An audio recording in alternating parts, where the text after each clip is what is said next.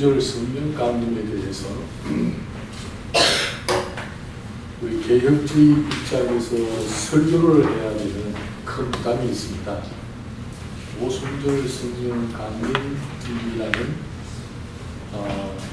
성경 역사에서도 예수 그리스도의 구속 사역이 완성된 이후에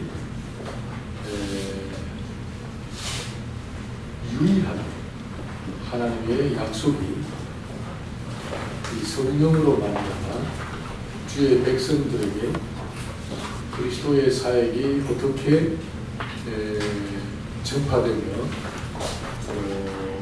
이것이 어떻게 교회를 형성하는 데에 기초가 되는가. 사실 교회의 출발점이 성령 강림인데 성령 강림이 갖고 있는 좀 신학적이면서도 성경적인 지식을 조금이라도 더했으면 좋겠다 이런 생각을 갖고 나름대로 연구를 했습니다. 먼저 성령 강림이 굉장히 중요한 역사입니다. 예수 그리스도가 이 땅에 보내심을 받은 것 못지않게 성령 강림은 이 구속사적인 관점에서 교회의 출발이라고 하는 소위 새로운 시대를 여는 첫 번째 발자국으로서 하나님이 친히 이 성령을 보내셔서 사도들과 거기 120명 성도들로 하여금 교회를 형성하게 하는 초석이 되게 하셨다. 다시 말하면 기둥들이 되게 하셨다라는 차원에서 정말 빼놓을 수 없는 그 성경적이고 신학적인 중대한 사건입니다. 근데 우리는 이를 구속사나 또 성경 신학적으로 조명하기 이전에 성도들이 성령 강림이 좋았구나. 그때 120명 성도들이 성령의 권능을 받고 난 다음에 사는 거 보니까 정말 부럽다. 우리도 그렇게 신령하게 정말 하늘에 올라갈 것 같은 경험을 가지고 살고 싶다. 이 정도의 생각을 갖고 성령 강림에 대한 이해를 촉구하고 또 거기에 대한 도전을 하기 때문에 하나님의 영원한 계획과 이를 이루시는 주권적인 간섭이라는 뜻에서는 놓치고 있는 부분이 너무 많습니다. 그런 뜻에서 연구를 좀 깊게 해야 되지 않겠나 이런 생각을 합니다. 제가 전번에 한번 특강을 한 적이 있는데 또 참석하지 않는 분도 계신 것 같고 또 참석했다 할지라도 이미 다 잃어버린 것 같기도 하고 그래서 오순절, 그죠? 오순절 절기에 대해서 좀 이해할 필요가 있습니다. 성령께서 왜 하필이면 오순절 절기에 맞추어서 강림하셨는가? 거기에 대한 이해가 있어야 하나님의 예언된 계획, 이를 이루시는 하나님의 적극적이고 열정적인 간섭, 소위 주권에 대하여 보다 깊은 지식을 쌓아가는 도움이 될 것 같다 이런 생각합니다. 그래서 성경의 명절과 안식일이라는 주제로 한번 다 아는 거니까 그래도 한번 훑어볼 필요가 있다. 그래서 오순절 성령 강림을 구체적으로 설교하기 이전에 이 정도는 알고 있어야 된다 라고 해서 이 특강 교환을 다시 여러분에게 제공하였습니다.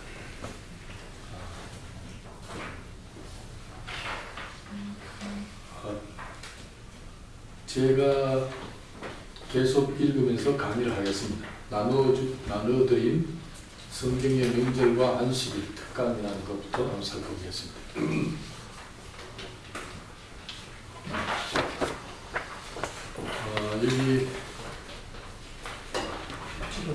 여기 휴판이 있습니다.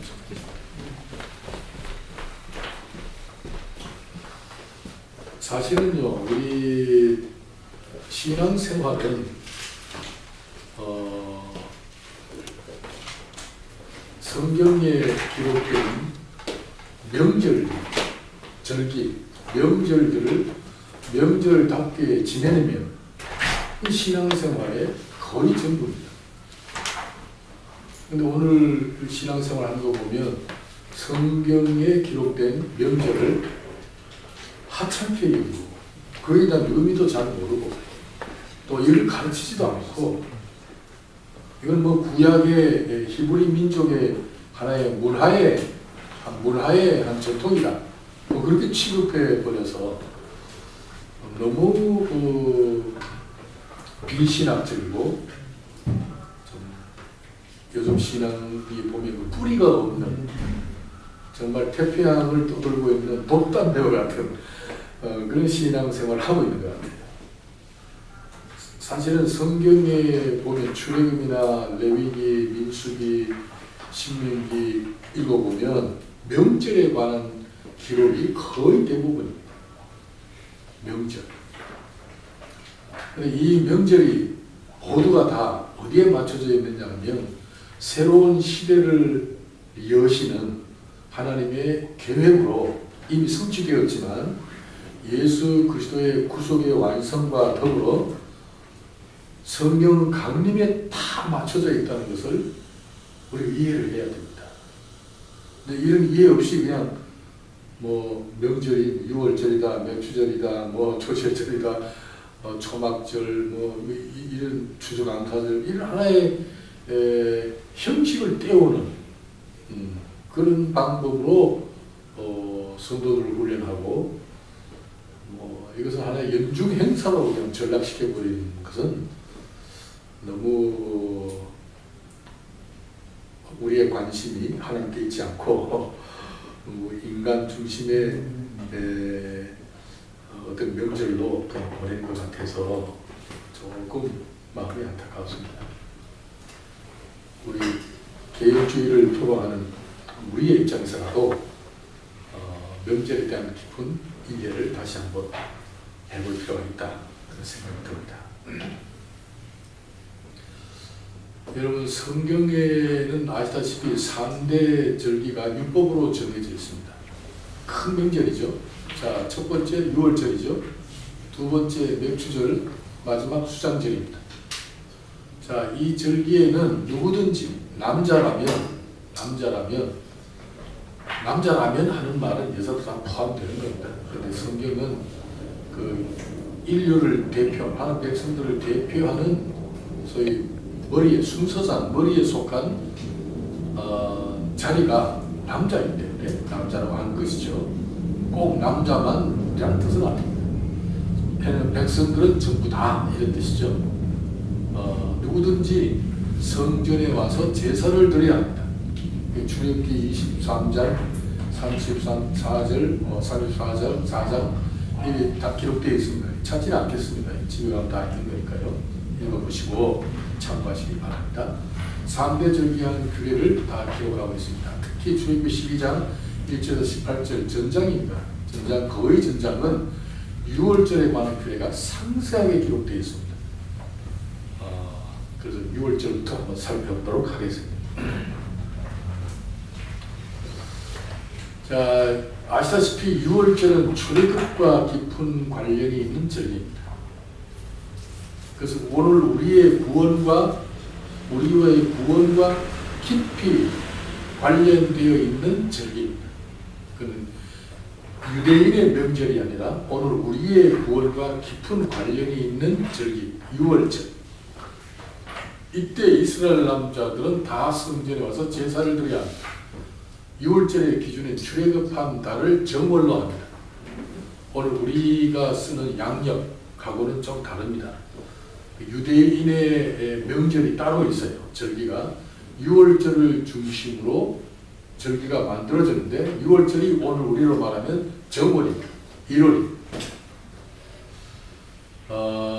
유대인들은 성경의 원령대로 연중 행사를 지켜야 합니다. 아니 이건 뭐 목숨을 걸고 지켜야 합니다. 만약에 명절을 지키지 아니하면 그 유대인 사회에서 추방될 정도로 출교 명령의 대상이 됩니다.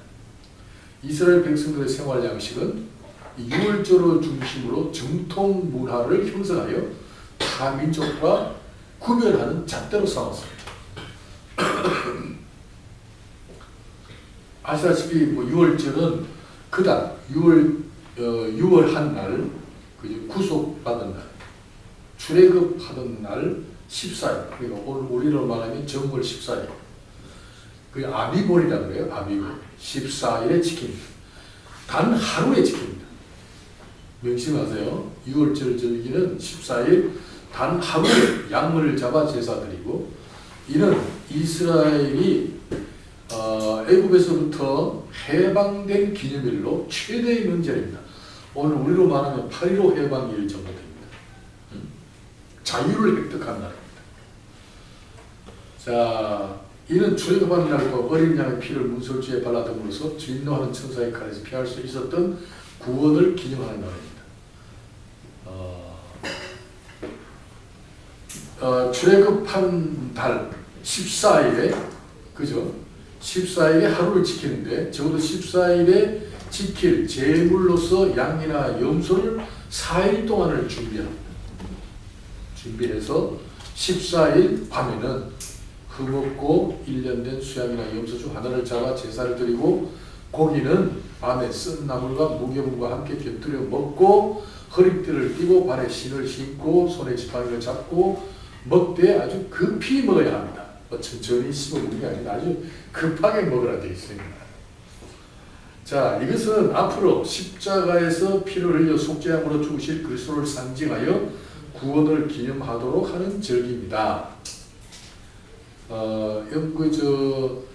예수님이 단번에 십자가에 오셨다 잊지 마세요. 단번에. 다시 십자가가 세워지지 않습니다.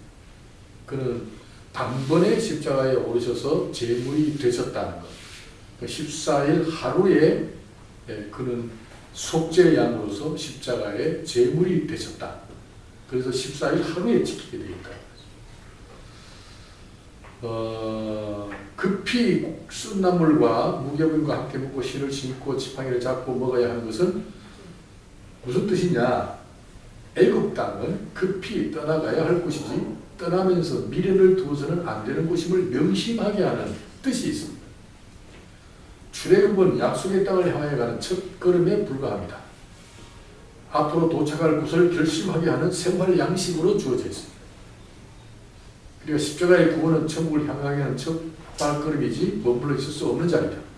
세상과 죄를 떠났으면 이제는 도착할 천국을 향하여 달려가야 한다.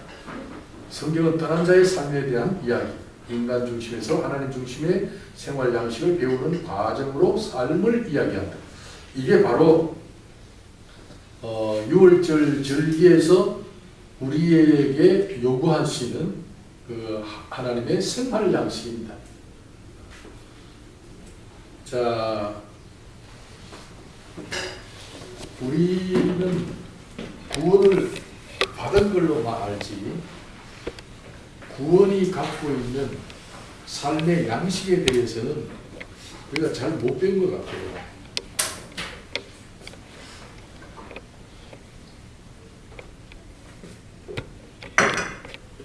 다시 한번 명심하십시다.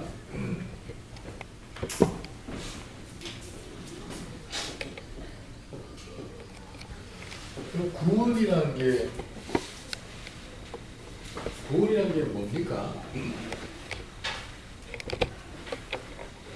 제가 대학생회에 강의할 때 구원을 놓고 강의를 했는데 학생들이 구원에 대한 개념을 잘 모르더라고요.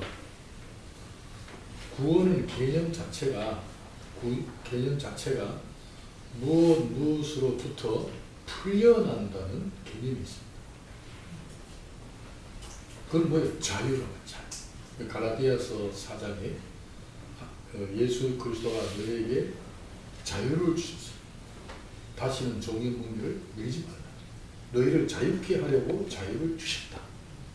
자유롭게 살라고 자유라는 선물을 주셨다. 그게 뭐냐면 풀려나는 상태. 그러니까 구원은 대전제가 뭐냐면 속박을 전제합니다. 우리를 묶고 있는 속박을 먹으면 구원에 대하여 실감할 수가 없습니다. 구원받았다. 아, 기쁘다. 뭐가 기쁘냐? 그러려면 구원 이전에 속박된 상태를 알아야 된다고 하죠. 참 이 자유라는 개념을 설명하기가 굉장히 어렵습니다. 자유. 우리도 뭐 민주화해서 뭐 자유를 부르짖잖아요. 자유 아니면 죽음을 달라. 자유. 근데 이 자유는 대전제가 속박이라는 거 잊어서는 안 돼요. 풀려나는 것도 속박으로부터 풀려나지만 자유케 하려고 자유를 주셨다. 자유하게 하려면 또 다른 속박이 와야 됩니다. 그러니까 속박이라는 것이 오지 않으면 자유를 개념화할 수 없어요. 자유를 설명할 수가 없다. 자유에 대하여 그 개념을 설명할 수 없다면 누릴 수도 없다. 실감할 수도 없고 경험할 수 없는 자유. 예를 들어서 무인도에서 태어나서 홀로 무인도에서 자란 아이는 자유라는 개념이 머리에 있을까요? 왜냐하면 그를 속박하는 삶의 조건이 없단 말이죠. 뭐 거기에 뭐 도덕률이 있어요, 전통이 있어요, 무슨 뭐가 있어요? 종교의 윤례가 있어요? 아무것도 없잖아요. 자기밖에 없으니까. 자기와 자연과의 관계 이거밖에 없죠. 그러니까 그 애는 자유롭게 살면서도 자유라는 걸 모른다는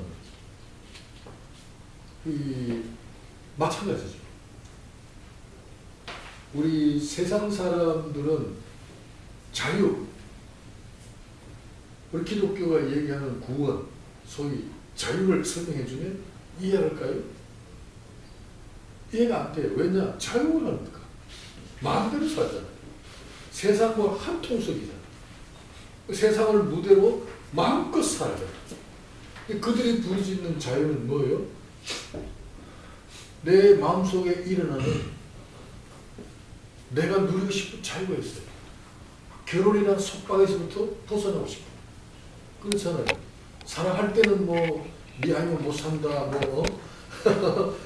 뭐, 그런 얘기 다 하잖아요. 오아시스 사막이다, 뭐 이런 얘기까지 하면서. 그래가지고 결혼해놓고 한 2, 3년 흐르면 니 없어도 된다, 이런 얘기. 사람이 변한단 말이야. 아, 내가 잘못 생각했다. 내가 생각하는 여인이 아니다. 그러니까 뭐, 그 여자로부터 오는 스트레스가 보통 아니죠, 남자들 입장에서는요. 여자들 착각하면 안 돼. 굉장한 스트레스 받거든요. 자, 이런 과정을 통해서 작품이라고 하잖아요. 작품. 문학이나 철학의 사유의 세계를 들어가 보면 전부 이런 종류의 인간 본질의 그죠 내면에 갇혀있던 그 자기의 욕구들이죠. 욕구를 마음껏 분출하게 해달라는 그죠 그런 그 요구들을 사회와 국가와 또 도덕률이 받아줘야 된다는 게 소위 사람의 심령 속에 저항감으로 남아있잖아요. 그 저항을 자극하는 게 하나의 작품이 된다. 그 예술이 있고 뭐야 묘하지 않아요? 좀 그런 거예요. 연세대 그 국어 그 소설 쓰는 그 사람 마강수라는 사람, 그 사람 그건 정말 그 사람 사고가 싫어. 상당히 실력이 있는 것 같은데 성경적으로 보면 무식하기 짝이 없어요. 무슨 얘기를 하냐면 가장 이상적인 삶은 자기 내면의 욕구 분출을 마음대로 하며 사는 게 행복이다. 그래서 그 사람 소설 읽으면 전부 다 불륜이야. 그냥 그밖에 난장판이야.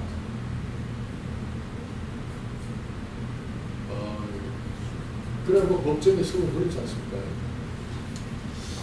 그게 하나의 인간의 내면에 참 깊이 숨겨져 있던 욕구를 그런 작가 작가들의 사고에 의해서 분출시키는 게 하나의 작품이죠. 그런 작품을 통하여 인간은 또 대리 만족을 하잖아요. 만족. 지는 못 그립니다. 그걸 만족. 그뿐만 아닙니다. 생존 경쟁에서 오는 많은 억압된 삶의 조건이라고 했잖아요. 그죠? 삶의 조건이라는 주제로 뭐 글 쓰고 뭐 철학의 사유를 펼치고 하는 사람들이 있죠.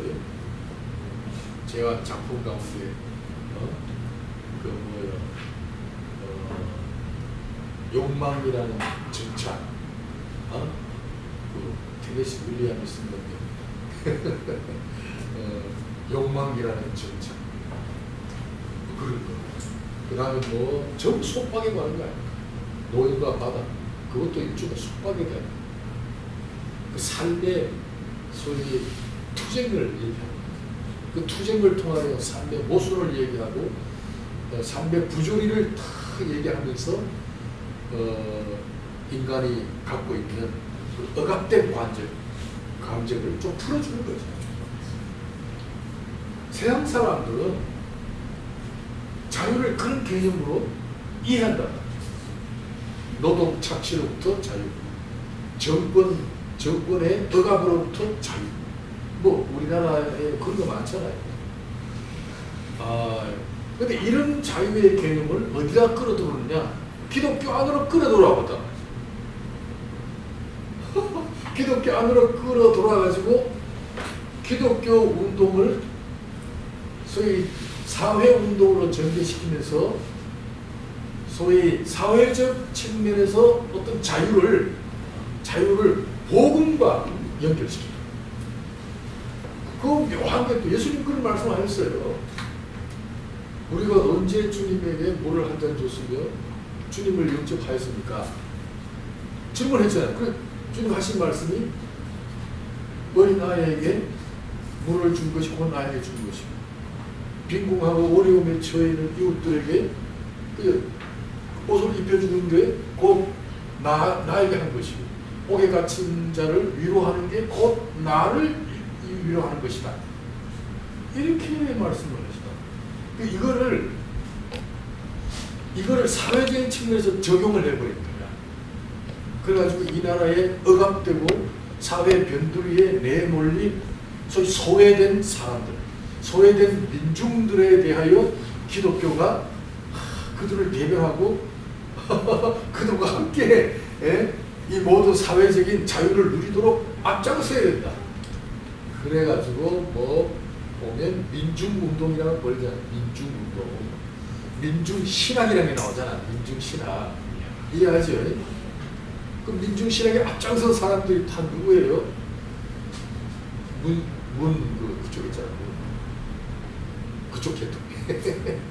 그쪽 계통의 사람들이 그냥 막 북한에도 막 일부러 들어가고 일부러 막 그런 거 하잖아요. 이거 아주 복음을 왜곡시키는데 보통 막 꺾어버리는 게 아닙니다. 그러니까 세상 사람들이 볼 때는 그 사람들의 운동이 타당성이 있다. 저렇게 돼야 된다. 그렇잖아요. 그 호응을 받잖아요. 그리고 민중운동으로 발전해버립니다. 왜? 자유라는 개념을, 복음에서 얘기하는 자유라는 개념을 잘못 적용했기 때문에. 여러분 신학적으로는 그 리출이라는 사람이 있었어요. 이 슐라이어 마허 다 아시겠죠? 그 1800년대죠. 1830년대 슐라이어 마허가 소위 감정신학을 중심으로 성경을 이해하고, 또 성도들의 그 삶에서 경험하는 소위 영성적인 기쁨과 환희, 공동체가 갖고 있는 즐거움과 행복감, 그죠? 그것을 중심으로 신학을 펼친 분이 슐라이어 마허예요. 이 사람은 뭐 성경 말씀에서 만들어진 신학의 줄거리인 뭐 주경신학이니 교의신학이니 역사신학이니 하는 이론적인 배경을 가진 신학을 다 무시해버려요. 그래서 슐라이어 마허는 교회가 갖고 있는 공동체의 경험을 중심으로 말씀을 대변하는 거예요. 그것을 또 학문적으로 잘 정리하신 분이 슐라이마허, 굉장히 유명한 신학자입니다. 우리 목사님들 슐라이마허는 다 알아야 돼요. 그분이 이런 그 감정 중심의 신학을 딱 펼침으로 상당한 파장을 일으켰어요. 왜냐하면 교회가 막 살아나잖아요. 교리와 엄격한 규율에 딱 갇혀있던 교회가 막 자영하니까요. 감정을 폭발시키고. 여러분 성찬식 할 때가 얼마나 감정적인 호소력이 그 성찬식에 있습니까? 성찬식. 그래서 뭐 본헤퍼라는 그 독일의 신학자, 그건 나치에 반대하고 했던 그 사회운동가였고 유명한 신학자였죠. 이 성찬식, 이건 곧 교회 공동체의 경험으로 얘기하잖아요. 똑같이 떡을 떼고 똑같이 잔을 나누면서 하나의 생명체, 뭐 의미는 다 똑같은데 이것을 경험의 세계로 끌어들이면서 경험 위주로 성찬식을 증거하고 설명한다. 그러니까 성찬식은 하나의 수단이고 우리가 누리는 행복, 충만, 이것이 하나의 목적이다. 이렇게 되는 거야. 이게 참 문제가 되죠.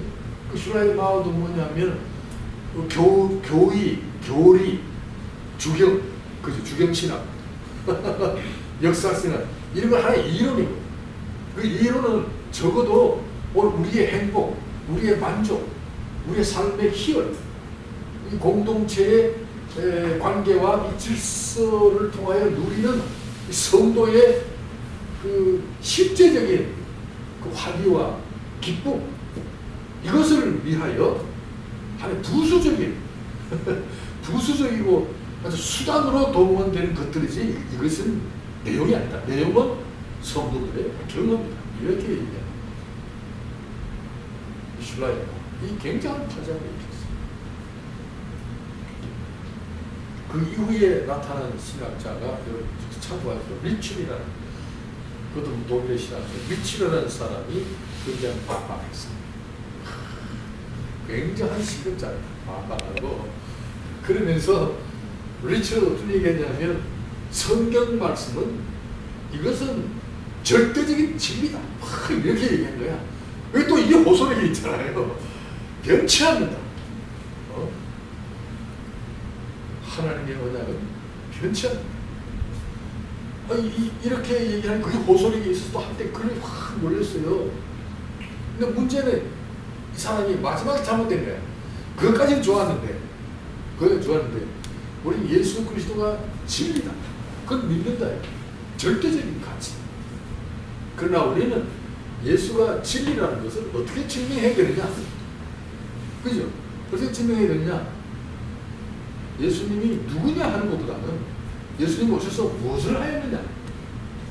거기에 관심을 두고 오늘 교회가 예수님의 행한 일을 사회적으로 또 이웃에게 또 전 인류들을 향하여 우리도 행동으로 옮겨야 된다. 그래서 예수 그리스도의 존재론적인, 그죠? 존재론적인 예수 그리스도의 양식, 삼위일체 하나님, 뭐 이런 걸 부정하는 거예요. 이거 부정하는 거예요. 절대적인 거는 좋은데 그 다음에 이것을 어디로 틀었냐 하면 사회운동으로 틀어버렸다. 예수께서 무엇을 하셨는데 우리 교회 공동체가 추구해야 할 일이 무엇이냐, 이 일에다가 초점을 맞춘다. 그래서 그분을 통해서 이제 기독교의 사회운동이 또 활발해졌죠. 그 기독교의 그 신학 논쟁의 차원에서 교리사적으로 보면 상당한 고통과 출혈을 감내하면서 오늘까지 교회가 발전해 온 겁니다. 그런 그 여러 가지 갈래의 신학의 논쟁들이 지금도 계속되고 있지만 그 뿌리를 보면 하나님에 관한 지식, 그 다음에 성령을 어떤 감성의 세계, 이거와 분류하면서 기독교 신앙을 지성적으로 이끌어 가야 된다. 그래서 성경 말씀을 하나의 문자로 이해를 합니다. 그래서 문자 연구를 하는 거죠. 헬라, 히브리어. 나도 공부를 막 상당 그거만 하는 것 같아. 아무 쓸모없는 것 같은 거 했어. 그거 하지 뭐. 나는 라틴어까지 했어요. 학교가 뭐 사람들이 고통을 배웠어요. 라틴어까지 했어요. 그 학점 내외 학점 나왔어요. 지금 다 잊어버리고 없어. 아무 필요 없는 거예요. 왜냐하면 역사 신학을 하려면 라틴어를 해야 된다는 거예요.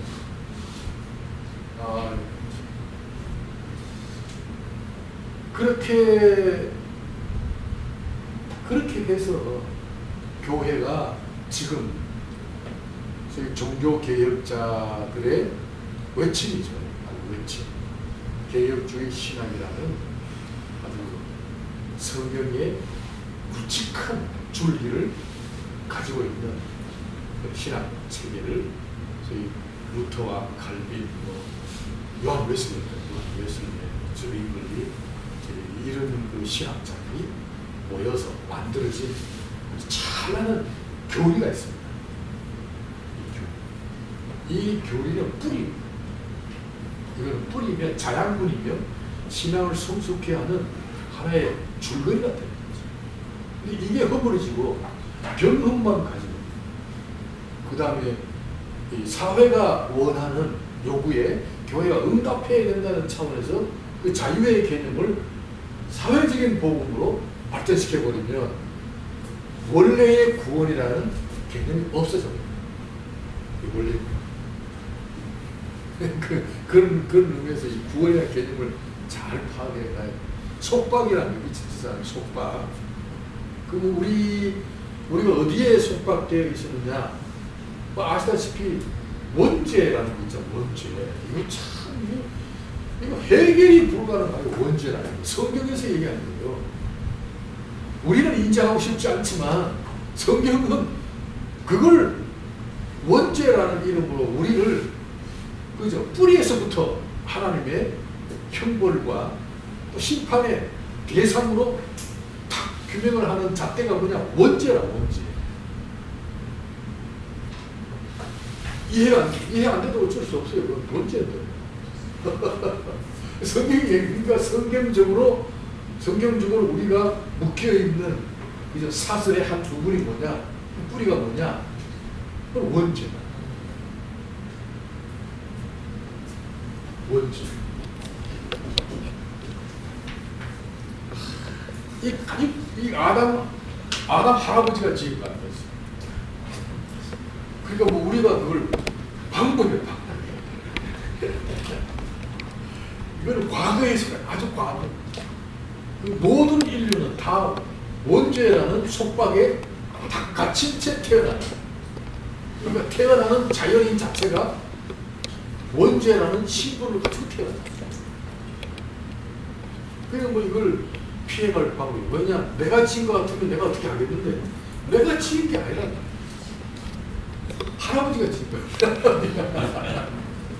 그러니까 내가 어떻게 좌지우지 할 수 없어요. 역사는 그래요. 과거의 역사는요, 현실의 사람은 우리의 소관이 아니에요. 그래서 우리가 어떻게 지우고 우리가 어떻게 뭐 할 수가 없어요. 그건 우리의 손질할 내용이 아니라 과거의 역사는 지울 수가 없어요. 그래서 과거의 역사를 보존하고 지키는 방법으로 아주 문화 민족이 그제 지혜롭게 과거의 아름다운 역사를 보존하는 방법이 뭐예요? 무슨 동상도 세우고 기념관도 세우고 도서관도 세우고 뭐 이런 거 세우는 거 아니에요. 문화재라는 걸 보존하고 굉장한 가치란 말이에요. 그건 우리가 어떻게 손질하겠어요? 이 아담 할아버지가 지은 이 원죄를 우리가 손질할 방법이 없다. 원죄로부터 인간은 그걸 이제 증명하려면, 사실적으로 증명하려면 인간이 살고 있는 모양을 보면 알아. 이거 참 원죄구나. 알 수가 있어. 원래요, 양심 있잖아요, 양심. consciousness, 양심. 양심이라는 단어는 개념이 기쁜 마음이라는 뜻이에요. 기쁜 마음이 기쁘면 양심이 발동하는 거예요. 그런데 그래야 할 양심이 언제 나타나냐면 나쁜 짓 할 때, 뭘 훔칠 때, 남을 속일 때, 그죠? 이미 죄를 지은 사람이 파출소 앞을 지나갈 때, 경찰차를 볼 때, 난 운전하면서 경찰차를 보면 그만 뜨거뜨거 아무 죄도 없는데도 괜히 브레이크 밟아. 기분이 별로 안 좋아. 왜 그런 거야? 왜냐면 내가 억울하게 당한 적이 있어. 벌금도 몇 번. 그래서 경찰만 보면 기분이 안 좋아. 양심이 언제 일어나요? 즐겁고 기뻐 때에 그 양심이 작용해서 우리가 하여금 행복하게 하고 자유하게 해야 되는데, 우리의 양심을 언제 발동이 되냐면 두려움, 무서움, 불안, 이걸 조성하는 거예요. 이게 죄를 지은 인간이 갖고 있는 본성적인 감정이다. 여러분 바닷가에 그죠? 파도 소리를 달밤에 홀로 앉아서 철떡 소리 들어봐. 즐거울까요? 두려울까요?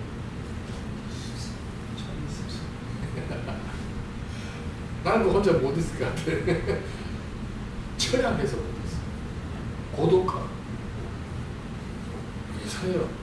여러분 지금 봄비 나를 울려주는 봄비 아니야.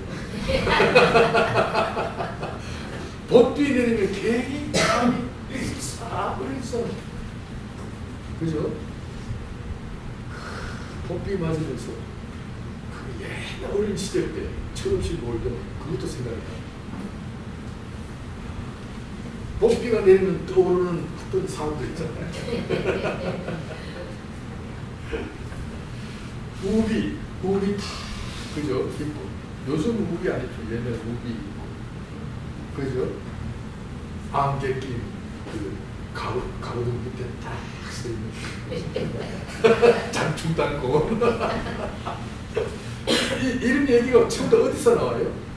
원죄가 만들어낸 감성. 원래 기쁘고 즐겁고 환희와 좀 적극적인 형태로 인간의 마음 깊은 곳에 그 터질 듯한 환희가 있어. 희락, 화평 이런 게 있어요. 이 하늘나라 아닙니까? 그게 있어야 되는데 왜 우리에게는 두려움과 긴장, 공포, 슬픔, 고독 이런 게 왜 오냐? 원래 이건 하나님 지은 게 아니에요. 죄로 말미암아. 그러니까 죄로 원죄로 말미암아 인간의 내면에 그 감정 세계가 분출해내는 그 예술적, 그 다음에 뭐 문화적 그런 그 내용들이나 그 작품이나 가치들을 보면 정말 놀랍잖아요. 놀랍죠. 여러분 어떤 그 드라마도 보면요. 드라마도 정상적인 가정, 그죠? 가정의 활동, 가정 관계, 늘 행복하고 갈 때 아내와 남편이 나가면서 아내를 뭐 뽀뽀하고 간다든가 자가 또 올게, 자가 또 오너라, 자녀 보고 갈 때 축복해주고 오늘 공부 잘하고 오너라, 아버지, 어머니 이런 그 아름다운 모습을 드라마로 해봐. 인기 있을까요? 그건 시청률이 안 올라가. 시청률 올리려면 복잡하게 들어가야 돼. 복잡한 게 고민이 있고 뭔가 악한 게 뭐 하나 뿌리가 있어야 돼. 그리고 이게 언젠가 억울하게 당하고 한 놈이 하나 있어야 돼. 되게 당해야 돼. 내가 요즘 보고 있는 게 100년의 전쟁인가 뭐 유산이라 주말마다 하는데 그걸 내가 어쩌다 보다가 그게 내가 말려들어왔어. 보니까 굉장히 이 멍청한 게 말이지 맨날 당하는 거야 맨날 여자가. 아이고. 그래 막 속이 상해요. 못 보게 속이 상해. 내가 속이 상해 뭐 그러니까 작가한테 막 전화 오고 싶더라고. 이런 거를 사람 속을 좀 풀어줘야지. 근데 이게 뭐 몇십 회 쫙 하면서 마지막에 이게 반전이 탁 되잖아. 그죠? 악한 자가 막 끌려가고.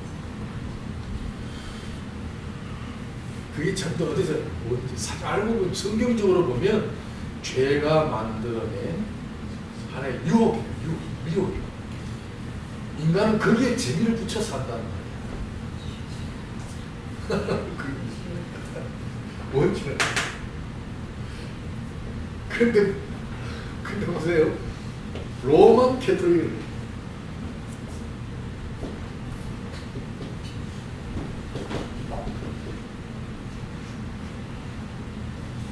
이 로만 캐톨릭 주의에는 원죄가 없어요. 교리에 신학 자체. 그러니까 천주교는 원죄라는 개념이 없어요.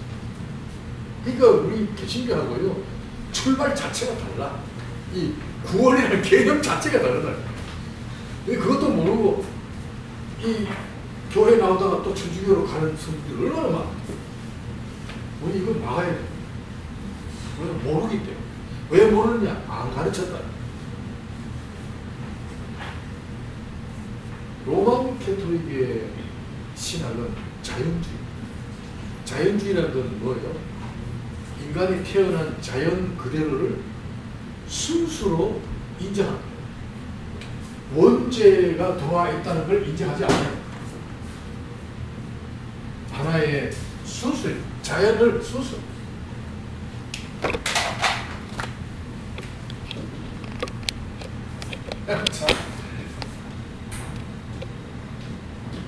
이노선스. 순수. 그러니까 인간은 아주 이성적이고 지성적이고 그래서 선을 행하고 그죠? 아름다운 행동을 펼치면 십자가에 대속이 없이도 구원에 이를 수 있다. 이런 얘기야. 원죄가 없습니다. 여러분 이 자연 안에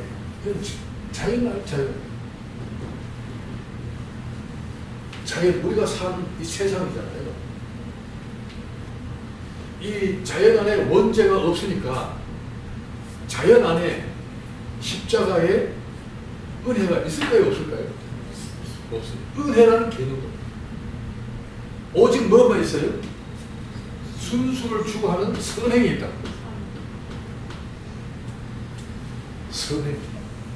이건 아리스토텔레스의 교훈을 따라서 가는 철학이야. 철학이야. 선행을 하면 곧 하나님이 인정하는 의에 이른다. 그러니까 선행 위주. 그러니까 천주교 교인들이 선행을 하는 것은 무슨 뜻이냐 하면 그 종교적인 행위야. 윤리적인 행위가 아니라니까. 그러니까 이 신학치고는 아주 못된 신학. 그리스도의 십자가를 그죠? 십자가를 부정하는. 그리고 그 십자가가 죄를 지은 인간이 살고 있는 자연 안에 힘을 쓸 수가 없는 십자가의 목을 힘을 쓸 수가 없어요. 그러니까 인간이 주인이 되는 하나의 상태로서 자연이 누구에게 맡겨져 있느냐? 우리에게 맡겨져 있는. 그러니까 인간이 주인이 되니까 자연에 대해서 간섭할 주권을 인간이 갖고 있어요. 인간이 선행을 하고, 인간이 착한 일을 하고, 도덕과 윤리를 행하고. 그러니까 인간이 자연을 컨트롤하는 주인공이 되어버려요. 다시 말하면 하나님 편에서 보면 자연은 하나의 진공 상태가 돼요. 하나님이 끼어들 방법이 없어요. 그죠? 죄를 지은 인간을 구원하기 위하여 전도자를 파송한다든가 죽었던 영혼을 살린다든가 상처받은 영혼을 달래준다든가 뭐 하나님이 찾아가셔서 구원의 십자가를 보여준다든가 하는 간섭 자체가 없는 거예요. 이게 천주교가 이게 이 자연주의라는 게 자연주의.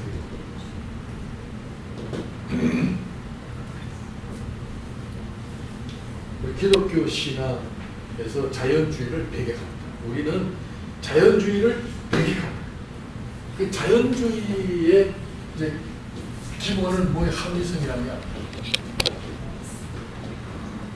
철학에서 합리성을 아주 이성적이고 합리적인 판단을 가지고 모든 사물을 이해하고 인간의 행위를 선행으로 가게 하는 그런 판단이 바로 합리성에서 변합니다. 우리 합리성을 배경합니다. 자, 이 구원은 적어도 원죄라는 뜻에서 구원을 이해해야 되거든요. 여기서 풀려나야 될 거예요. 풀려나는 걸 자유라. 도덕 착취, 압박, 이런 것이 또 자유가 아니라 영혼의 자유. 이 죄의 사슬에 묶여있고, 원죄라는 아주 죄의 본질에 묶여있다. 그래서 우리는 본질상 뭐예요? 여기서 이 장에 진노의 자녀였더니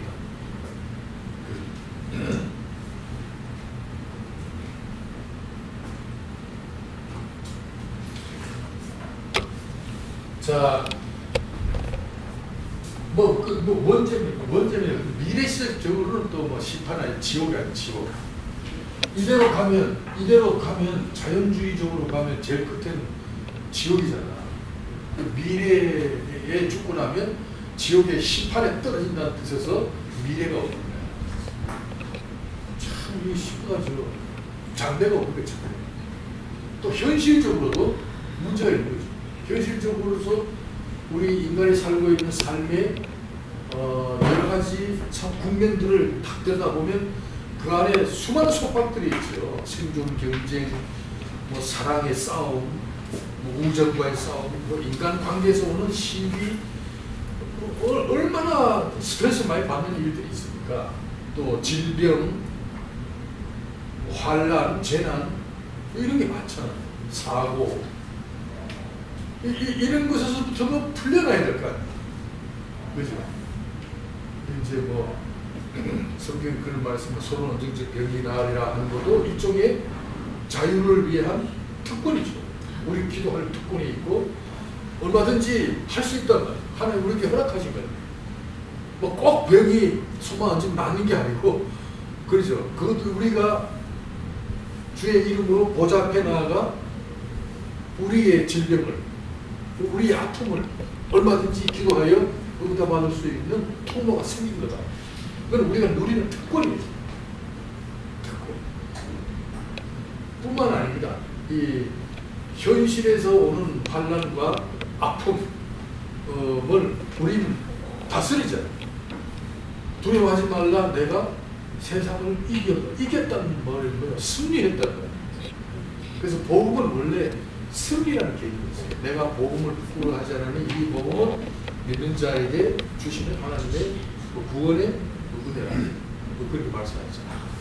그러니까 이 복음이라는 뜻 자체가 복된 소식이 이전에 원래의 개념은 사전에 딱 찾아보면 승리라는 개념, 승리의 소식, 승전가, 승전복. 그래서 복음이 우리의 영혼의 귀에 딱 들려지면 승전복을 날라온 입장이니까 우리는 자유하다. 적군과 싸워 이겼다는 소식이에요. 만약에 적군과 우리 군사들이 싸워서 졌다면 나는 적군에게 끌려가 종살이해야 될 거야. 그러나 우리 아군이 이겼다면 나는 자유인이 되잖아. 그렇죠. 그래서 승전보는 곧 자유라는 거야. 이겼다라는 소식이 순간에 들리면 성 안에 갇혀있던 유부녀나 어린아이들이 나와서 야 자유다 그러다. 그거를 에반젤리즘, 유앙겔리오, 헬라어 유앙겔리오이라 이게 승전보.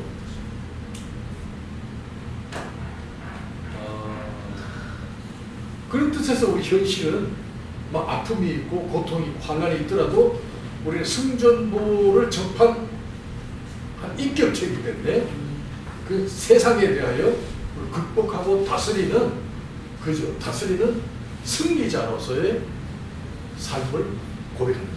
이겼다.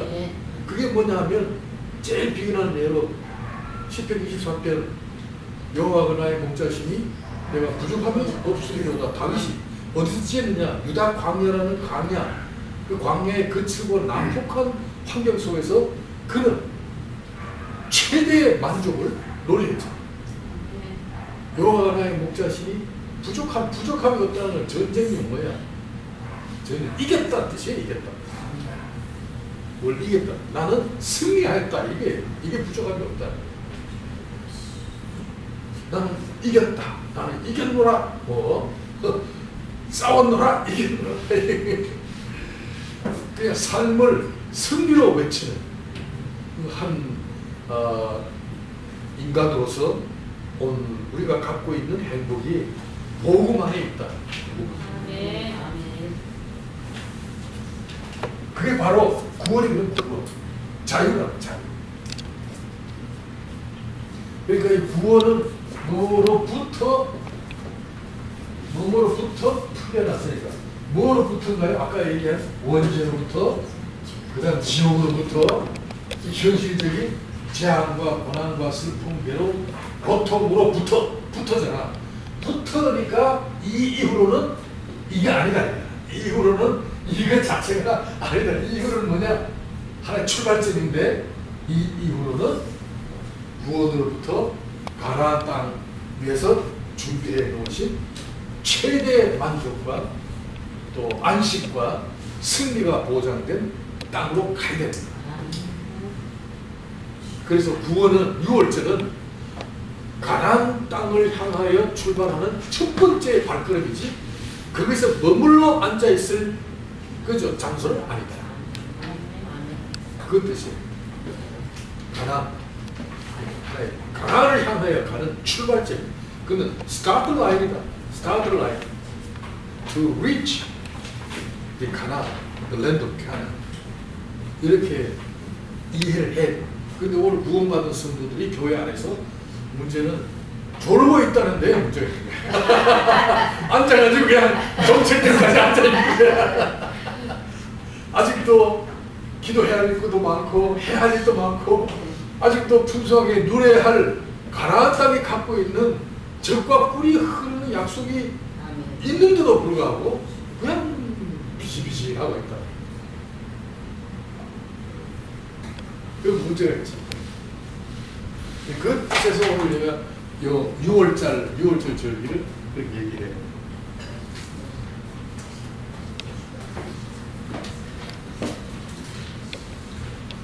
그 다음에 무교절입니다. 무교절은 6월절 다음날부터 무교를 지키는데 15일부터 7일 동안 누룩 없는 떡을 먹습니다. 이는 어린 양 그리스도를 기념하면서 함께 고난에 참여한 성도의 삶을 상징하는 고난주간과 같은 의미가 있습니다. 그래서 6월절 절기는 고난주간을 우리 보내잖아요. 일주일 동안. 6월절은 단 하루에 지켜요. 무교절은 그 이후 7일 동안 지킵니다. 이것은 계속하여 그죠? 세속과 멀리하여 구원의 은혜를 기념하고 그리스도의 고난을 상징하는 그 절기입니다. 이 굉장히 중요합니다. 굉장히 중요합니다. 사실 내가 이거 설명하려고 지금 이게 복잡하게 다 그려놨네.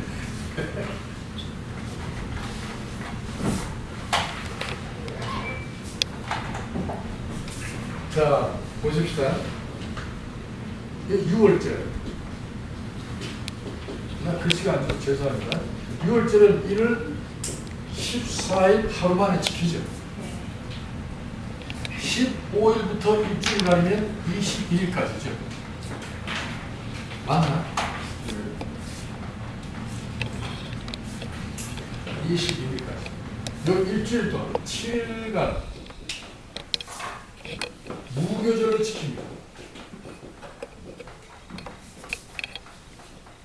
무교절. 요 무교절에는 쓴 나물, 그 다음에 이스트가 없는 빵, 맛없는 빵을 먹게 돼 있어요. 이건 뭐냐면 구원받은 성도들의 삶의 양식을 내용으로 한다. 다시 말하면 구원받은 성도들의 삶이 세속적이면 안 된다. 어떻게 돼요? 좁은 길을 가야 돼. 고난의 길을 상징한다. 경건해야 되고 세상에 물들지 않고 구원해 주신 그리스도의 고난을 기념하고 상징하는 삶의 태도입니다. 이게 바로 무교절이 갖고 있는 의미입니다. 오늘 그리스도의 생활이 너무 세상적으로 화려한 것도 참 문제가 있죠.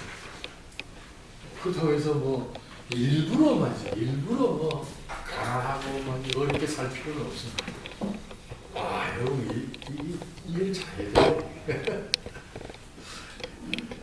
지금 제가 목회하면서 조금 부딪힌 내용 중에 하나가 목사는 가난하고 청빈하고 그 다음에 청렴해야 된다는 요구들이 성도들이 요구해요. 나한테. 그러면 이제 내가 가난한 편이 호소력이 있고 그리고 좀 청빈한 삶을 사는 게 성도들에게 신뢰를 주는 하나의 위상이다. 그래가지고 뭐 제가 한때 그런 방법을 했어요. 사례비도 안 받고 아니 여러분들 주는 대로 먹고 살겠다. 나 이랬다는 굉장히 순수했어요. 그래가지고요 저 병동에 새로 한 개 개설해놓고 병동에 그 옥탑 5평짜리가 뭐 몇 평, 7평짜리 옥탑에다가 옥탑방 거기 이제 삶을 지내고 있어요. 그러니까 뭐 여름 서양이 끼면 이 햇빛을 피할 곳이 없어요. 그래가지고 옥상에 천막을 쳐놓고 텐트 생활을 했다. 그때 이제 뭐 대학생들 청년들이 막 우리 집에 와서 막 저희 굴소 살라고 먹고 내가 뭐 최고의 목사야. 우리 집사람 애를 많이 먹었지. 그럴 때 그때 뭐 집사들이 와서 뭐 고기도 가끔 사주고 뭐 하여튼 막 많이 돌았어요. 또 고기도. 근데 한 번은 장모들이 목사님 이제는 이거 좀 하지 마시고 여기 어딘지 모르겠어요. 그 통신공사 연수원 있는 데 있잖아. 응? 그 옆에 보면 이거 보기 됩니다. 그 태양열 집이 하나 있어. 대전의 최초의 태양열 집이야. 집은 유리로 다 돼 있고. 집이 커요. 화단도 막 좋고. 근데 그게 청양 분수집이에요. 근데 이 사람이 청양으로 갔기 때문에 이 집 비일 거야. 이거 누가 좀 써줄 사람이 없냐. 근데 굉장히 싸. 내가 살고 있는 집보다 훨씬 더 싸. 그러니까 집사하고 장모들이 좋잖아요. 그러니까 목사님 얼마나 일지어졌어요. 목사님 이거 사주시오. 근데 너무 좋다. 여기 어떻게 사냐. 더 쌉니다. 이게. 아무리 싸도 보기 아주 참. 그랬더니 무슨 우리 다 아는데요. 뭐. 그래가지고 뭐 할 수 없이 그거 살았다. 그거 살았죠. 문제는 그렇게 날 알고 뭐 목사님 다 알고 살아 그래놓고는 그거 사니까 손길이 끊어져요. 한 원도 없고 고기 사전도 없고 그러니까 막 갑자기 막 진짜 가난해져 버리네. 야, 묘한 현상을 내가 겪었어. 그때 내가 위장병이 생긴 거야. 왜냐하면 맨날 풀도 먹고 살아니까. 그러다가 마침 군수가 한 1년도 못 돼서 들어온다고 그래서 비워줬죠. 아이 잘 됐다. 비워줬어요. 여러분 이 묘합니다. 소위 이제 가난, 천빈, 청렴 그걸 요구받고 있단 말이에요. 이 그리스도인들이 자기들은 안 하더라도 목사는 그렇게 살아가요. 그걸 부담을 다 가지고 있어요.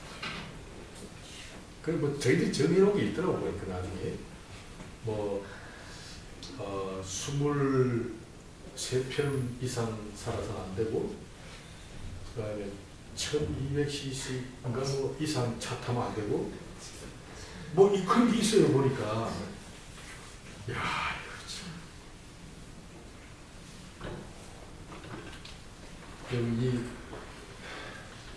그러니까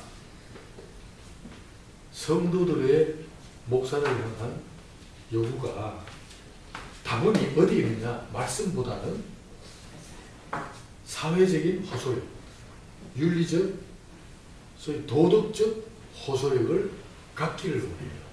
그래서 당연히 청빈해야 되고 깨끗해야 되고 가난해야 된다는 빗발치는 요구에 목사들이 전혀 할 것이 없어. 어려워. 그래서 내가 서울을 여기 대전은 안 산다. 대전이 특히 더해. 대전 사람들이 전부 외국에서 물 먹고 와가지고 연구단지. 이 연구단지가 문제예요. 뭐 좀 안다고. 막 그래요. 여기 별별 사람 다 있어요. 기독교 무슨 역사, 사관, 기독교 사관, 대학원 설립 동역회도 있고, 뭐 경실련도 있고, 뭐 윤리실천 운동도 있고, 많아요, 여기. 창조과학회도 본부가 여기 있고, 이것들이 다 또 와요, 우리 교회에. 안 오면 좋겠는데. 아주 요구가 큰 요구야. 얼마나 힘들어. 그래, 내가, 난 얘 자신이 없다, 이랬어. 그래가지고 막, 서울 가버렸지.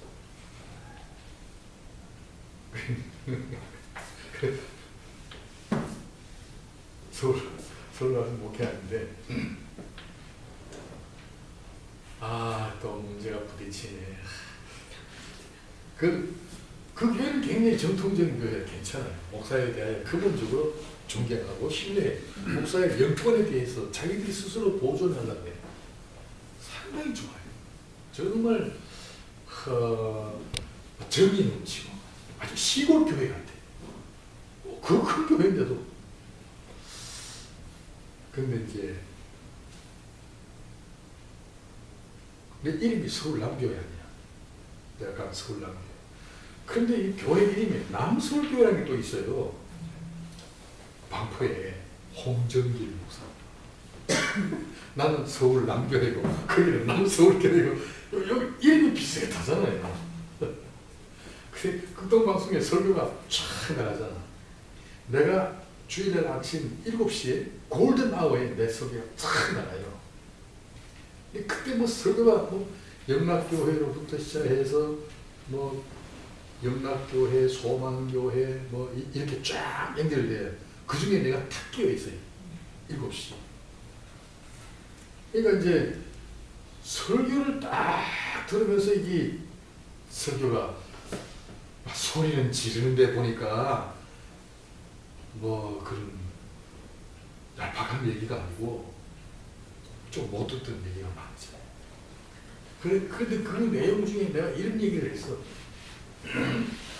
기독교인들이 하나님이 허락하신 삶에서 누려야 할 문화적, 경제적, 그죠? 그 문명적인 이익에서 누려야 할 그런 풍요로운 삶이 허락되어 있다. 문제는 다 누리고, 그죠?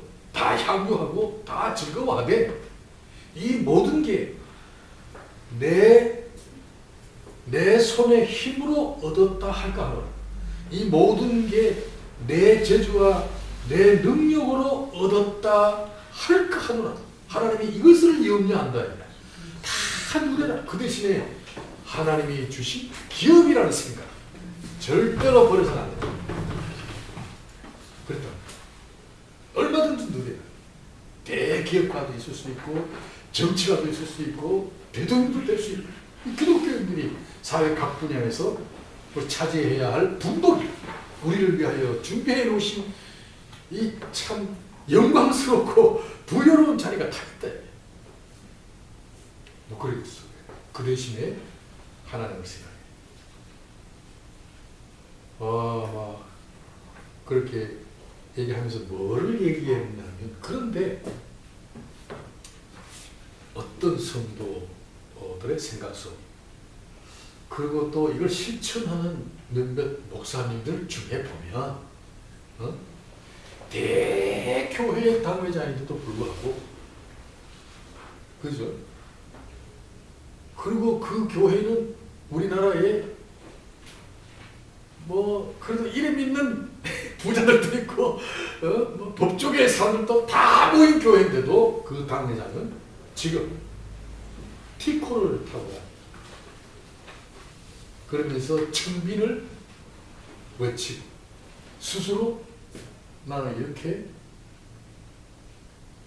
가난하게 산다는 것을 보여준다. 어떻게 생각해? 그럼으로써 우리 같은 목사들이 나는 근데 소나타 탔거든.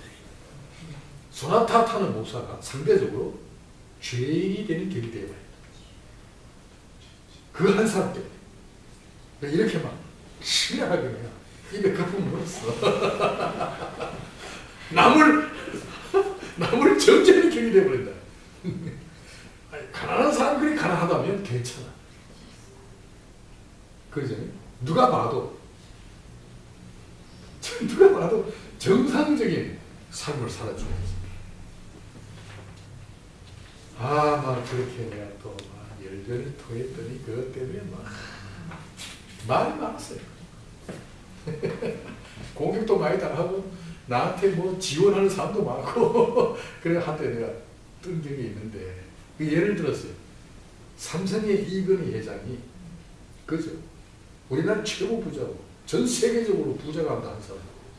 이 사람이 나는 청빈한 사람이다 라는 표로 티코를 타고 다닌다면 그죠?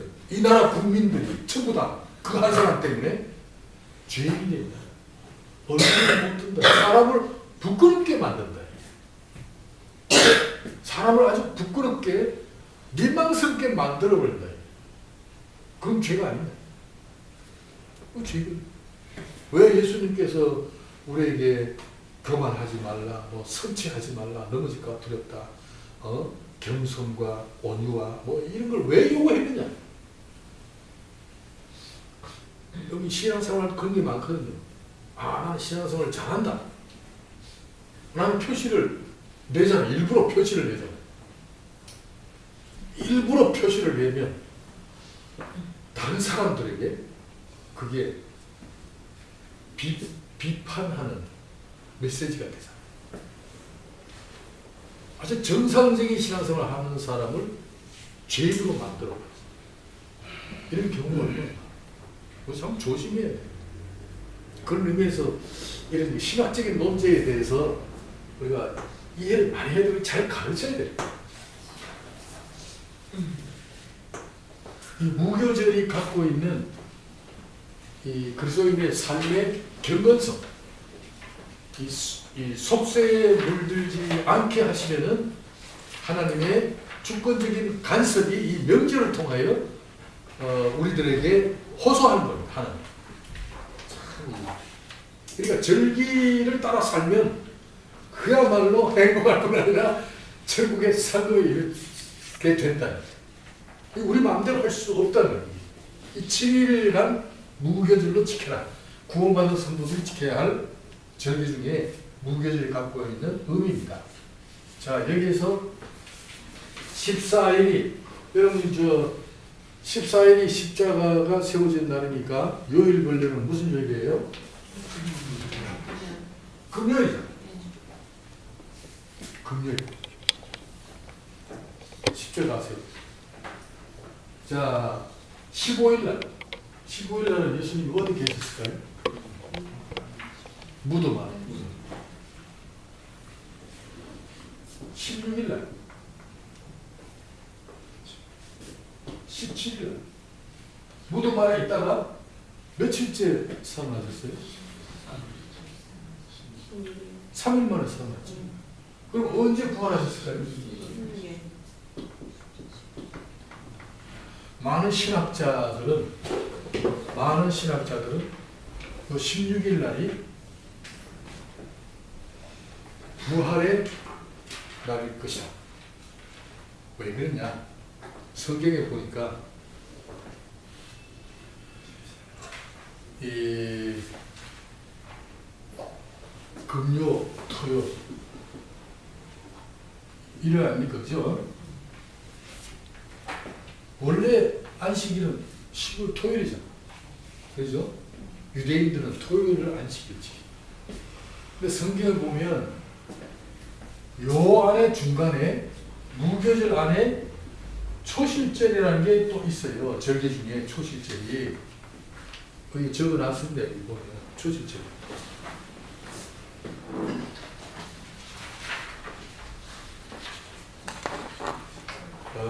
3번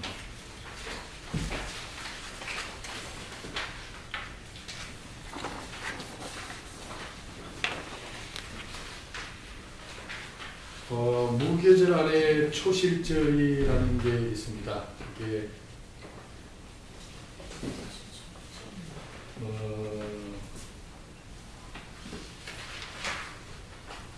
7월 뿌릴 때 무교절 양식을 이루어지는 때를 지켜 예수님 감사를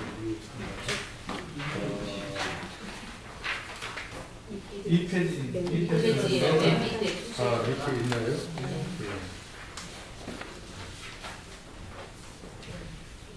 거기 보면 그 해 첫 곡식을 뺄 때, 첫 열매를 거둘 때를 가리킨다. 초실절의 열매를 거둘 때부터 7주를 계산하여 77절이 같다. 거기 있네요. 신명기 16장 9절에 있습니다. 그죠? 거기 보면 첫 날 때부터 여호와 앞에 77절을 지켜 곡식에 나설 때부터 7주를 계수하라. 첫 곡식을 뺄 때 이를 초실절이라 한다. 초실절과 77절, 오순절을 정하는 기준은 무교절 중간에 끼인 안식 이튿날이다. 거기 보면 레위기 23장 15절 안식일 이튿날 곧 너희가 요제로 단을 가져온 날부터 세워서 7안식일의 수요를 채우고 제7 안식일 이튿날까지 합 50일을 계수하여 새 소제를 여호와 앞에 드리라. 그 제일 밑에 레위기 23장 15절 있죠? 네? 제일 밑에. 네. 그 본문에 보면 그 무교절 중간에 안식 후 이튿날, 안식 후 이튿날이 바로 16일이 되는데 요 날은 첫 곡식과 가나안 땅에 들어가서 지켜라는 거죠. 아직 가나안 땅에 들어가지 않았잖아요. 가나안 땅에 들어가거든 너희들이 처음 낯을 댄 곡식단, 첫 곡식단을 가지고 와서 하나님 앞에 요제로 들이대. 요제를 건든단 말이죠. 요제로 들이대. 언제 드리느냐? 안식 후 이튿날 드려라 이렇게 있다. 그러니까 이 안식 후 이튿날이라는 게 굉장히 중요합니다. 가나안 땅에 들어가서 거두어들인 첫 곡식단. 그 첫 곡식단은 안식 후 이튿날 드려라.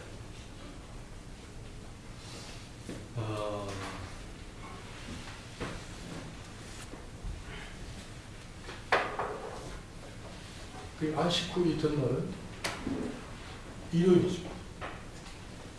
그 안식 후 이튿날에 예수님이 부활하셨어요. 그 예수님의 부활은 절기에 맞춰서 부활했다.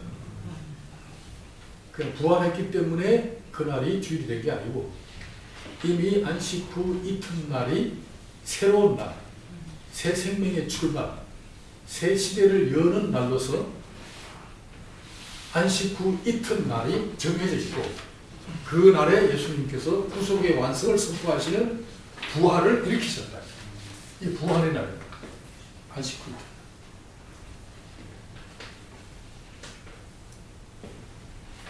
요 날로부터, 그죠? 요 날로부터 계수하여 77절. 계수하여 여기서 77절. 그 다음 뭐예요? 맥주절. 그 다음 오늘 공부하려고 하는 건 뭐예요? 오순절. 오순절 절기를 지켜라. 이렇게 되어 있거든요. 요 날로부터 계수하여 49. 그리고 그 이튿날. 49, 그 이튿날은 50일째잖아요. 그 50일째 되는 날도 요 날과 의미가 같다. 안식 후 첫날이다. 그렇죠? 안식 후 첫날이다. 그러니까 합 50일. 그럼 오순절이다. 그것은 예수 그리스도의 부활한 날로서 이 날은 죄인들이 지켰던 제 7일째 안식일을 무효화하고 8일째로 시작되는 새로운 시대를 여신다 이런 얘기예요. 그러니까 죽음의 절기를 마감하고 생명으로 출발시키는 새로운 시대를 여신다 이런 얘기예요. 그게 바로 오순절입니다. 그 상징이 바로 이 절기 안에, 초실절이라는 절기 안에 있고, 그 다음에 그리스도인의 고난의 삶으로 상징되는 무교절 안에 이미 있었고, 이 무교절을 언제 지키느냐? 가나안 땅에 들어가서 지킵니다. 가나안 땅에 들어갔다는 것은 그리스도 안에 들어온다 그런 뜻입니다. 하늘나라에 초대되었다. 그러니까 우리가 하늘나라에 이미 들어와 있고 예수 그리스도 안에서 보장된 그러니까 신령한 존재로서 우리의 가치는 그리스도의 부활로부터 시작되는 새로운 시대의 주인공이다. 새로운 시대의 주역이다. 그 주역의 첫 기초가 12사도라. 이게 바로 오순절 승리 사건. 그리고 뭐 구약에서 이미 남자는 남에서 8일째 되는 날 할례를 지키라. 8일째로 시작되는 할례라는 건 뭐예요? 새로운 시대라는 거죠. 할례라는 것은 더 이상 내 육적인 존재로 나의 종족을 번식시키지 않고 하나님이 주시는 신령한 자손들을 앞으로 갖겠다라는 의식이잖아요. 그죠? 이제부터는 내 인생이 주인이 내가 아니고 하나님이 주인이라는 고백이 바로 할례거든요. 할례. 그 시작에는 세례로 되어 있고, 그 다음에 뭐 결혼식 할 때 신랑도 할례 받은 자라는 뜻이고, 신랑도. 그러니까 할례라는 건 굉장히 의미가 있어요.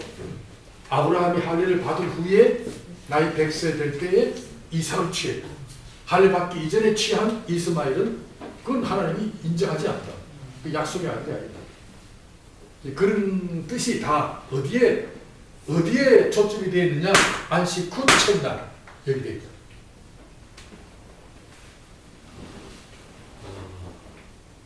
그런 뜻에서 오순절은 굉장한 의미가 있습니다.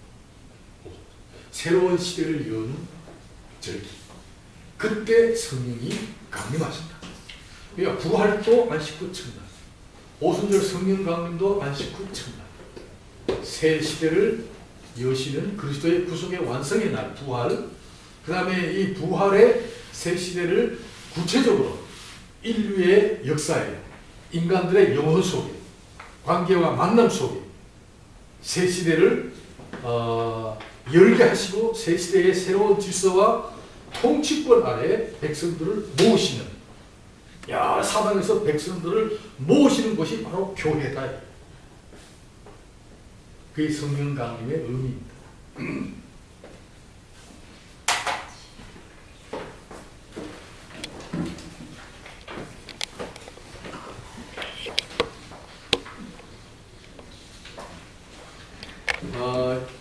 요 강의안은 여러분들이 집에 가서 한번 읽어보시고요.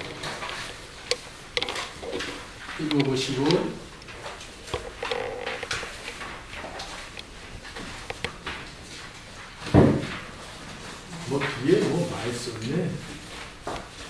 복잡하겠다. 이게 전부 다 제일 마지막에 보세요. 이게 전부 다 어디에 연결되어 있느냐 하면 6페이지에 안식일 계명이라는 게 있죠. 안식일 계명. 안식일 계명을 근거로 만들어진 절기입니다. 이 구약의 모든 절기는 안식일을 근거로 해서 산출된 겁니다. 그러니까 뭐 보리가 뭐 첫 번째 거둬들인 보리 타작을 기념해서 맥추절 그렇게 생각하면 안 되고, 그다음에 뭐 가을에 오곡백과를 거서 들어서 뭐 추수감사절 그런 생각해도 안 되고, 성경적인 절기의 의미는 안식일을 산출 근거로 해서 만들어졌다라는 뜻에서 신학적인 설명을 해야 됩니다. 아, 죄송합니다.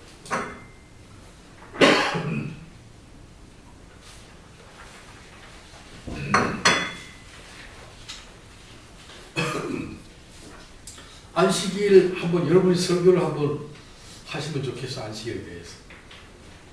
제가 이 안식일 계명에 대해서 설교하는 게 마침 테이프가 하나 있더라고. 내가 보니까 여러분들이 한번 들어봤으면 좋겠다 싶은 생각도 있는데, 그때 뭐 나이도 젊었고 오랜만에 보니까 참 나도 부럽더라고. 제 내가 이렇게 늙었나 싶기도 하고. 그때 50대였는데 뭐 청년 같더라고. 정말 인생이 아까워요. 그러니까 젊었을 때 열심히 하세요. 그때 내가 안식일에 대한 설교를 마침 해놓은 이 절기 설교, 이 안식일 계명을 주제로 해서 설교를 했는데 너무 감동스러워요. 자, 한번 아마 그 내용이 여기 다 있는 것 같아요. 한번 읽어보겠습니다.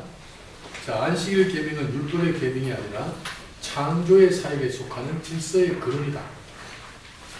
창세기 2장 1절에서 2절에서 주어진 계명이다. 그러니까 10계명이 주어지기 이전에 안식일 계명이 창조의 순서에 들어가 있어요. 그거 꼭 기억해야 됩니다. 그 다음에 창조의 거룩을 보장하시는 조치다. 샤바트라는 단어는 완성이라는 뜻을 가진 단어다. 창조의 완성을 안식을 통하여 선포하셨다. 안식일 제도는 모든 피조물들을 하나님의 뜻대로 거룩하고 선하게 보존하고 우지가 아니고 유지하게 하시려는 의도에서 시작되었다. 하나님께서 일하시는 방법이 없다. 이게 굉장히 중요합니다. 예수님께서 말씀하셨죠. 예수님께서 안식일에 병든 자를 고친 거 보고 바리새인들이 시비를 걸자 하신 말씀이, 아버지께서 일하시니 나도 일하신다라고 안식일에 병 고치는 것을 하나님께서 일하시는 걸로 말씀하셨어요. 그러니까 안식일은 하나님께서 일하시는 날입니다.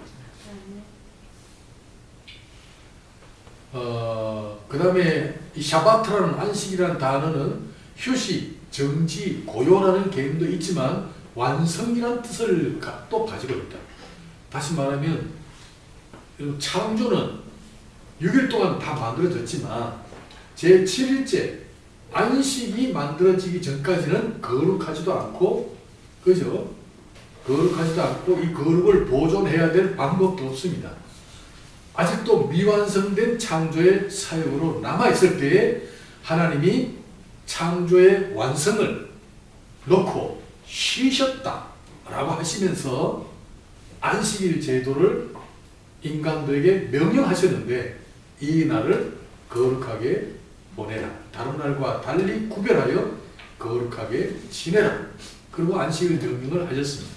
그러니까 안식일도 하나님께서 7일째에 따라오는 창조 사역으로서 마지막 단계에서 만드신 것입니다. 하나님께서 일하신 날입니다. 자, 2번.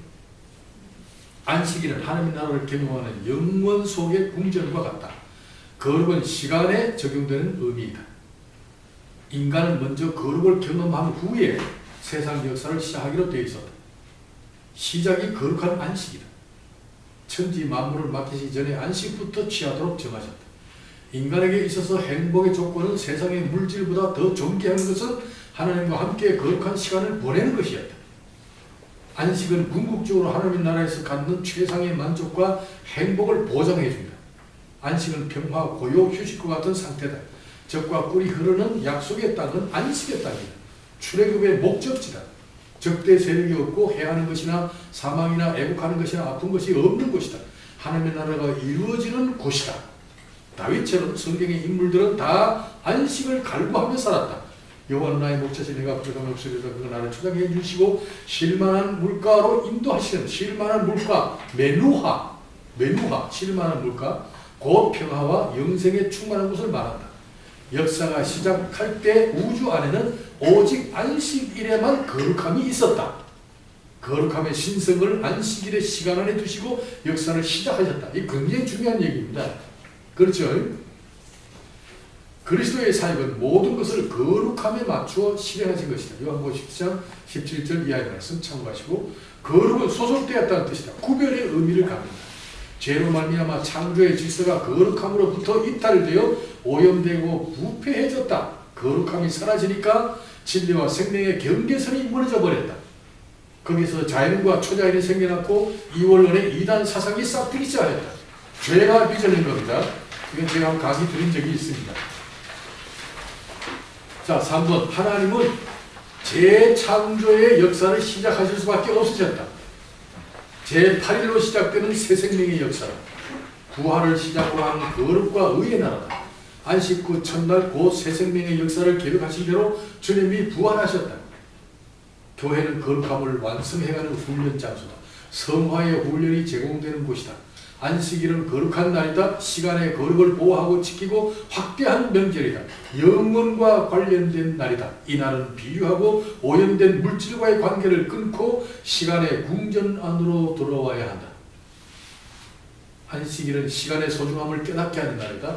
다른 날과 달리 보내야 함은 마땅하다. 마치 세상의 물질과의 관계가 끝난 것처럼 안식일에는 영원의 하나님의 나라로 들어와야 한다. 대개의 경우 주일은 시간보다 공간의 문제를 다룬다. 공부, 사업, 가정범사가 우선이 되는 현실. 우린 그렇잖아요. 시간의 생각보다는 우리 삶의 즐거움을 그저 추구하는 날로 전락해버렸다. 하나님의 나라와 관련된 일을 적극적으로 해야 한다. 기도, 성경 연구활동, 전도활동, 약한 자 신방, 성도의 교제 등 안식일을 거룩하게 지킬 때 6일 동안의 세상 범사를 다 거룩하게 하신다. 안식일은 모든 절기들의 근간이다. 신앙생활은 명절을 명절답게 보내는 것이다. 이렇게 이제 설교하고 결론 내립니다. 절기들은 안식일을 극대화하고 절기화하는 것이다. 안식일의 중요성을 강조하기 위한 조치다. 기념일이 없어지면 의미도 뜻도 가치도 사라진다. 기억 속에 담아두는 유일한 방법은 제도이며 기념일이며 생활 양식들이며 도서관이며 기념관과 같은 문화재들이다. 하나님은 창조일에 한 번도 쉬신 적이 없으시다. 창조의 목적대로 역사를 이끄신다. 우리를 거룩함으로 보존하시고 영생의 풍성함으로 살게 하시는 이 일을 지금도 계속하신다. 하나님께서 친히 계획하신 대로 안식일과 그에 따른 명제들을 지키게 하심으로 우리를 약속의 땅에서 길이 살게 하신다. 하나님께서 일하시는 방법은 절기를 통해서 그러니까 절기를 명령하시고 이 절기를 다른 날과 구별시켜 거룩하게 보존하라는 명령과 함께 우리 성도들을 세속에 이끌리지 않게 하고 하늘나라로 재촉하게 하시는 일하시는 날, 하나님이 일하시는 날, 하나님이 간섭하시는 날이다. 네, 그렇게 결론을 내리겠습니다.